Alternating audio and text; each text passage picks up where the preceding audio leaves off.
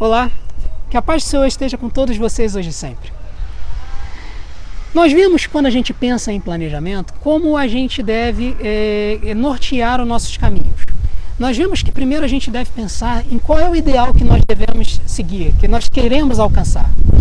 Com base nesse ideal, nós vislumbramos quais são as diretrizes, quais são as ideias que vão nos ajudar a seguir e alcançar aquele ideal que é a nossa missão.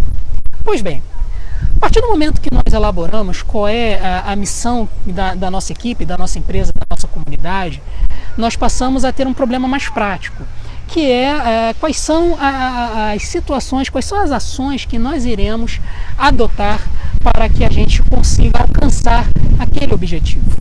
Nesse momento entra uma coisa que na administração será chamada de ciclo PDCA, e é um ciclo de atividades que toda empresa, toda organização deve adotar para poder decidir que rumos que deve adotar. E como adotar esses rumos da melhor forma possível. O que significa essa sigla PDCA? Essa sigla é uma sigla em inglês e ela quer dizer Plan, Do, Control and Analyze Correctly. O que significa isso?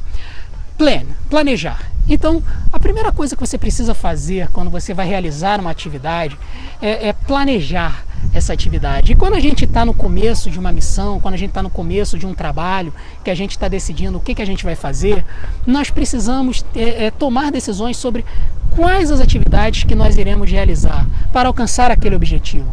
Então, por exemplo, no seio daquela empresa de aviação que entende que primeiro de tudo ela deve servir as pessoas, talvez a primeira atividade que ela vai realizar para alcançar aquela missão de ajudar as pessoas a chegarem do ponto A ao ponto B da forma mais tranquila possível, de uma forma que elas se sintam felizes, vai ser capacitar todos os funcionários para fazerem cursos de reciclagem sobre como atender melhor as pessoas, né? Elas vai pensar em como fazer com que as pessoas vejam o outro e enxerguem as necessidades do outro e não pensem apenas em si mesmos e nas crises que vão ter, nos problemas que vão ter, se, por exemplo, derem um voucher para recompensar uma pessoa que perdeu um voo. Por exemplo, numa igreja, se você decidiu, como na nossa ideia de visão e missão, que a sua igreja vai trabalhar tanto a área social quanto na parte espiritual ao mesmo tempo, você, por exemplo, pode no começo fazer um mapeamento do seu bairro para descobrir quais são as necessidades, tanto físicas quanto espirituais, que ela tem.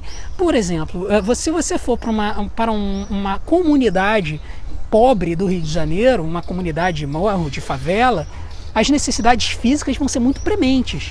As pessoas muitas vezes não têm comida para colocar dentro de casa.